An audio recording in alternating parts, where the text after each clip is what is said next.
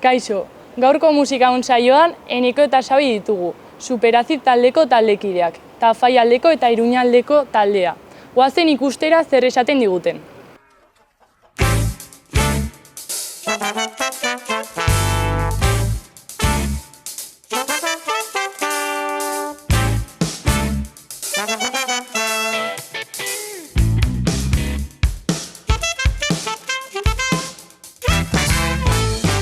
Gosaria da otordurik, garrantzitsuena, 11 pilula eta vitamina.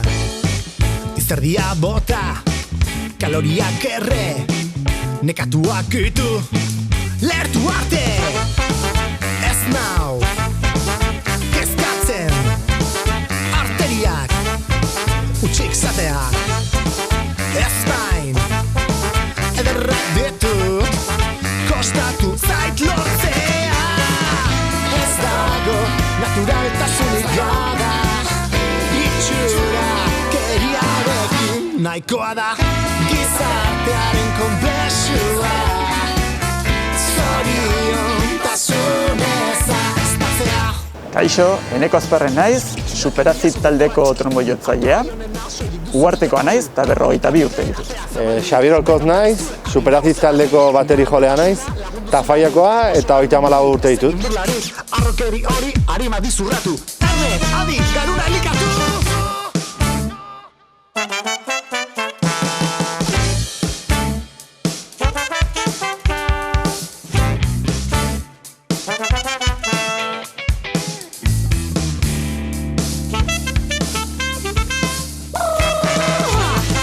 Bularra garbi, zenbatetan zago, orduan eta lazkagarriago, eta toki hautzi, zere arrestatu dabe, tronua dago zain hautagai askoekin. Ez dago naturaltasunik jada, itxura keriarekin. Noiz eta nola sortu zenuten Superazid taldea? Bueno, berez, lehen kontzertua, uste dut 2017ko apirilean eman genuela, 8an, uste dut, zen oso ziur, apirilean, Lizarrako Latroba aretoan. Baina aldez aurretik ja, bueno, uste gutxienez, urtebeteko lana generaman, besteak sortzen, etxaiatzen, eta bai. Zen hasieratik gure kantak jo izan ditugu. Bertsio bakarra egin genuen lehenengo kontzertuan, uste dut. Eta bueno, moldatu genuen gure erara, bai. Hasieratik gure apostua zen gure kantak jotzarena. Eta elkarretza ezagutzen zineten lehenagotik edo nola izan zen dena? Gu elkarren artean ez. Guk ezagutzen genuen Diego abeslari eta gitar jotzailea. Bai Diego, bai Pablo basu jotzailea eta Hirurok, talde batetan jotzen genuen elkarrekin lehen, Funkideak taldean.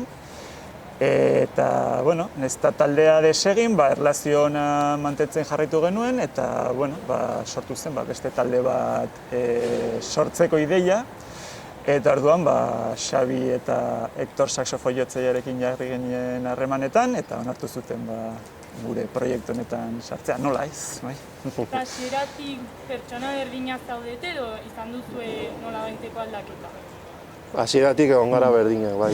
Boskotea mantendu egin da, eta noizbait pentsatu izan dugu bat gehitzea. Trompeta jotzaile bat, teklatu jotzaile bat. Hoi da, osatzeko pixkat taldea, baina azken momentuan beti erabaki izan dugu boskotean ongi genbintzala, bai. Demokraziaren inguruko tirabia horietan ere hobe dela. Bost izatea 6 baino. Eta zuen musika estiloa baduzue baten bat konkretu edo gustatzen zaizue ez segikatzea taldea? Ez dugu bi gauzak daudela, ez? Saiatzen gara, talde bezala nortasun bat izateko, pixka gure oinarria da, agian funky disko musika, baina musika mundu ezberdinetatik gatozenez, egia esan, musika era askotako eraginak ditugu, ez orduan gure abestetan nabaritzen da rockaren eragina, raparen eragina, balkan musikaren eragina. Errigia ere, azkenean zantzu desberdinak antzematen dira kantetan, ez? Gustoko dugu hori fusioa ere... Hori. Bai, igual ere bakoitzari gustatzen zaio musika estilo bat, ez? Eta azkenean Bai. Hori da. Eta nola izan zen Superazid izena aukeratzea? Badu nola baiteko esan nahi bat zuentzat? Bai, pixkat, hori, azid musika, erlazionatzen da, batez ere diskoteketan, ez, diskoteketan dantzatzeko musikarekin, orduan, hori da pixkat gure izan dugun ezaugarrietako bat, ez, jendeak gure kontzertuetan dantzatzea, gozatzea, eta orduan horregatik, iruditu zitzaigun, azid zeukan izen bat, egokia zela, eta gainera, oso azid garen, ez, super hori jarri garen aurretik, bai. Bai, normalean bilatzen duguna kontzertuetan ere da jendeak dantzatzea, dantzaraztea, ez? Guk ere dantzatzen dugu, pixkan, ni bateri jolea naiz, asko ezin dut egin. Egiten du, hala ere. Hala nola egiten dugu. Baina besteek bai saiatzen gaela dantza txikiak bai, jotzearekin batera egin daitezkenak, eta sorraraztea publikoan hori, dantza gura hori. Bai, guk ere haize musikatresna jotzen ditugunok, jotzen dugun bitartean dantzatzea zaila dugu, baina saiatzen gara ere egiten. Batez ere, saiatzen gara aprobetxatzen, jotzen ez ditugun une horietan, gehiago mugitzeko. Eta baduzue igual musika talderen baten eragina zuen konposatzerako orduan? Nik uste mundu mailari begira, agian Tower of Power, Earth, Wind and Fire izan daitezke, gero estatu mailan izan daiteke Funkillo, gero hemen inguruan, Nafarroan badaude, nola dute izena, hori etorriko zego. Gero sardezeko. Gaur egun arte, nolako izan da zuen ibilbidea taldeari begira, nola uste duzu izan dela hasieratik gaur egun arte? Igual izan duzu nola baiteko parodien bat edo zerbait? Bai, eduki genula, hasieratik bai, kontzertu asko eman genituela, konkurso desberdinetan eta hola, eta herri jaietan, eta herri batzordentzako eta hola. Eta gero bai, erabaki genula, pixkat gelditzea, geldiune bat egitea, konposatzeko eta pixkat kantak bersortzeko, bai? Zen, hasieran komentatu dugun hori fusioarena, ez da erreza fusionatzea estilo desberdinak. Eta batzutan, genituen kanta batzuk zirela, pixkat, zeukatela pixkat denetatik, ez? Baina behar zuten disko bat grabatzeko, behar zuten nola da, hilo konduktorren bat, ez? O alako zerbait, ez? Eta hortan egon ginen lantzen, Freddy Pelaezekin dela grabatu ziguna, eta batez ere produktore papera egin zuena, ez? Hortan lagundu zigun pilo bat. Eta nola abestien sorrera hori nola egiten duzue? Orain horri buruz egiten duzula, nola da pixkat? Era desberdinak daude, baina batez, orain arte dituguna abesti gehienetan, batez ere Diego abeslari eta gitar jotzaileak pixkat berak egin du oinarria, bereak dira abesti guztien hitzak. Eta gero horren inguruan, denok saiatzen gara, pixkat gurea ere batzen, ez? Haize musikatresna jotzen dugunak, gure haize melodiak, bateri jotzeak bere kolpeak, bere breakak. Azkenean, beti beharrezkoa izaten da oinarri bat, ez? Horren inguruan lan egiteko. Beste batzutan, batek ekartzen du ideia txiki bat, eta antxaietan saiatzen gara pixkat hori garatzen, ez? Eta, esan dira zuelen batzu Bazareletela eta Faialdekoak eta beste batzuk Iruñerrikoak. Nola ikusten duzue Nafarroa mailan dagoela orain bertan musika edo talde lokala? Nola uste duzue dagoela egoera? Talde asko daudela, baina COVID-aren egoera honekin izan gara kaltetuenetakoak, ez? Gure kasuan ezinezkoa da kontzertu bat ematea ia, gure taldea ez da profesionala, baina gu musika profesional arloan ibiltzen gara, beste arlo batzutan, eta ez da horietan ez dago kontzertu emateko aukerarik, orduan talde nobeletan saiago oraindik. Eta geratu zaitu ez zerbait hor bertan bera Covizaren gatik, orain horri buruz egiten duzula? Bai, horrek ikusita genuen kontzerturen bat, Bai. eta hori orduan, apirila alderako, ez? Bai, udaberrian asmoa genuen kontzertu gehiago emateko, baina dena bertan bera gertatu zen, bai. Deitu zuten, eta azkenean jendea beldurrekin zebilen, ez zekiten oso argi antolatu ahal izango zuten, eta azkenean dena bertan bera gertatu zen. Bai. Eta baduzue momentu honetan zerbait hor pentsatu edo beste proiekturen bat? Momentuz ari gara, pixkat abesti berriak sortzen, ez? Baditugu ideia batzuk, elkarri bidaltzen dizkiogu, saiatzen gara batak beste esaten, hemen hau aldatu dezakezu, hemen hau sar dezakegu, saiatzen gara batez ere geldirik ez egoten, ez? Itxialdi garaian ere, talde askok egin zuen bezala, grabatu genituen, gutxienez bi bideo egin genituen, bai?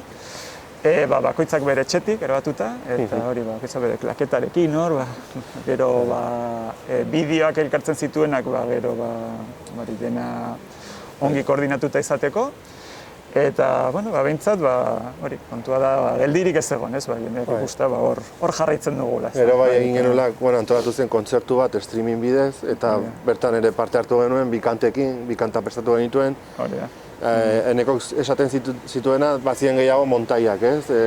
Ez genden arratosan jotzen.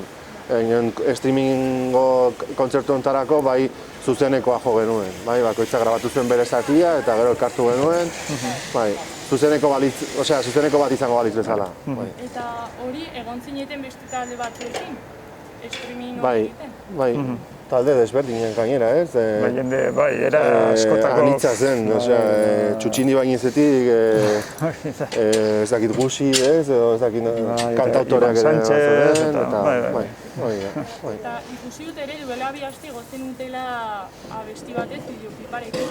Hori bazen uten jako baino lehen prestatua, edo izan da orain prestatu duzuen gauza? Ez hori izan zen, gure diskan sartu genuen abesti bat, Panda Power diskan sartu genuena, euskarazko abestia. Diskan dagoen euskarazko abesti bakarra, baina badaukagu beste bat. Eta irudi horiek, justo sortea izan genuen, itxialdia, baina aste bete lehenago, aurreko aste buruan grabatu genituen, eta aste bete berandu egin izan magenu, pentsatu izan magenu, ezin izan magenu kein. Ordutik grabatuta geneukan, eta hori, oraintxe kaleratu dugu, eta espero dugu jendearen gustokoa izatea. Eta, lehen izan dugun bezala batu bazarete eta zaialdekoa, estatu Iruñerrikoak nola elkartzen zarete edo non elkartzen zarete ensaiatzeko? Bai hemen Iruñan on-off saretan, edo bestela ere Tafaian nire lokalean, nire badut lokal bat, eta han elkartzen gara ere. Eta konfinamendua ondoren, uste duzue, mantendu duzuela zuen ensaio kopuru edo murriztu egin duzue? Ala beharrez murriztu da, bai. Ez guk nahi genuelako, baizik eta zaila zelako elkartzea eta toki bat bilatzea. Bai, toki aproposa bilatzea, bai. Hemen on-offen, azkenen neurriak mantentzen dira asko, baina azkenen leku itxi batean, eta dagoen beldurrakin bai, murriztu dugu pila, bai. Eta, zuen azkeneko kontzertua musikari edo ikusle bezala, nolakoa izan da Covizaren ondoren egon zarete kontzerturen batean? Baina honitzen, ez dauka zer ikusirik gure musika estilorekin, ni honitzen jotzen txistu alardean, normalean San Ferminetan egiten den txistu alardean, aurtengan atzeratu zen, zorionez, bertan bera utzi ordez, lortu zuten atzeratzea, eta egin zen irailaren 6ean uste dut, hor Ziudadelan, eta esan izan zen aspaldiko partez estenatoketara itzultzea, eta oso pozgarria izan zen. Eta ikusi nuen azkenekoa izan zen Baluarten, antolatzen da urtero musika garaikide jaialdi bat, NAK izena duena, eta horren kontzertu bat ikusten ibili nintzen. Eta izan zen ere musikoekin eta segurtasun neurrekin? Bai, hori da, bai. Nola izan zen dena? Bai, egia esan, hori kenduta, azkenean kontzertu bat, bakoitza bere tokian, eta nik uste, esan behar gu ez gara hemen inor osasun adituak esateko hau egin behar da, ez da egin behar, noski ezin dugu hori esan. Eta lehenengo gauza bada, jendearen osasuna bermatzea eta batez ere arrisku biztanleri hori babestea. Esan beharra dago, ikusi dela, badirudi antolatu diren kultura ekitaldietan, segurtasun neurriak mantenduta, ez dela agerraldirik egon, ez dakit kutsaduraren bat egon ote den, uste dut ez dut horren berririk izan, orduan uste dut badirudi, egiaztatu dela, kultura segurua dela, segurtasun neurri horiek mantentzen badira. Orduan, animatuko genuke, antolatzaileak, bai instituzio publikoak, zein pribatuak, kontzerturen bat antolatzeko asmoa dutenei, ikusi dela, segurtasun neurri horiek mantenduta, kultura segurua dela, eta horren aldeko apustua egin behar dela. Oso beharrezkoa bai da kultura gure edozein gizarteetan. Azkenean, gain bizitzeko, nolabait esateagatik, ezinbestekoa ez, baina bizitzeko bai beharrezkoa dela. Bizitza ez da bakarrik jan, edan eta lo, ez dakit. Azkenean, gizakiak behar du ere kultura eta... Eta, Superaziren azkeneko kontzertua zein izan zen? Hori, esan duzuen streaming hori kenduta? Zuzeneko, kontzertu normal bat esateagatik, abenduan, 2019ko abenduan, Burlatako festan, hori izan zen, hori Burlatako kulturatxean. Eta nolako izan zen? Ondo egon zineten beste talde batzuekin? Egon ziren Joan Swiss Knife, Correcaminos, eta ezaki beste talderen bat egon zen. Ez da gogoratzen.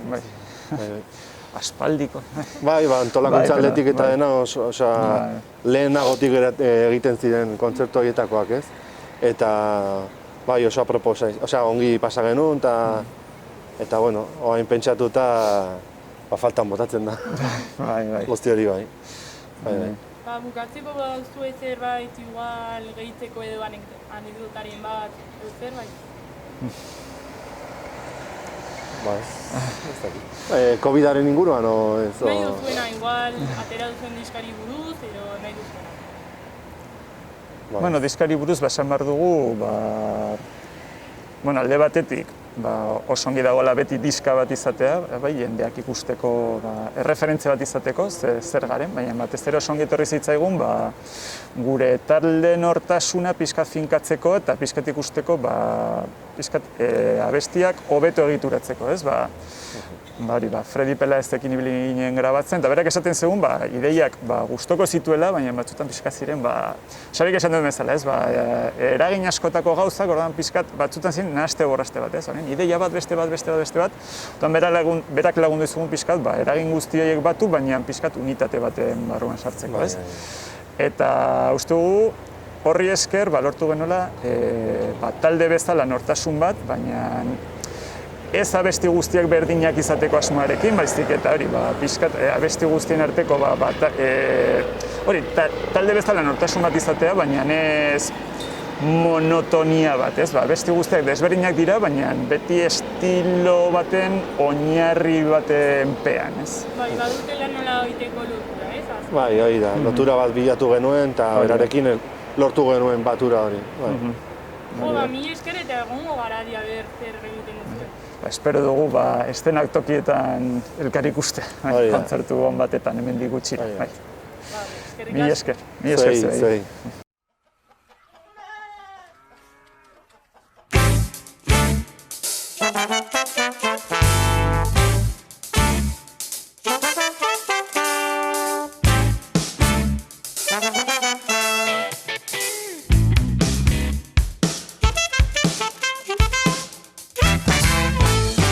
Gosarea da otordurik garrantzitsuena, 11 pilula eta vitamina, izerdia bota, kaloriak erre, nekatuak itu, lertu arte, ez nau, kezkatzen, arteriak, utxik zateak, ez bain, ederrak ditu.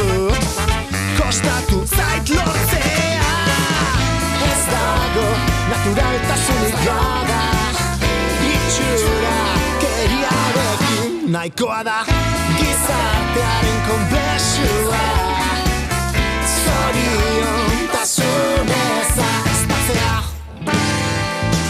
Itxurakeria sondokoa txikitu, autoi honen hau soilik duzu bilatu. Komunikabideen ateak zabalik, denok dakizue argi dago zergatik. Iragankortasuna lagundu zularik, oso ernibili ez egin burlarik.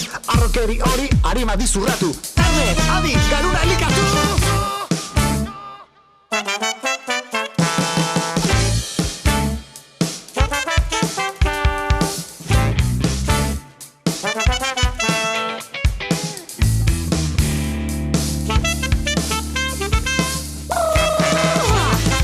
Bularra garbi, zenbat eta zago, orduan eta lazkagarriago, eta tokia utzi, zere arrestatu dabe, tronua dago zain hautagai askorekin. Ez dago naturaltasunik jada, itxura keriarekin, nahikoa da gizartearen konplexua zoriontasunez ahaztatzea. Ez dago naturaltasunik jada, itxura keriarekin, nahikoa da gizartearen konplexua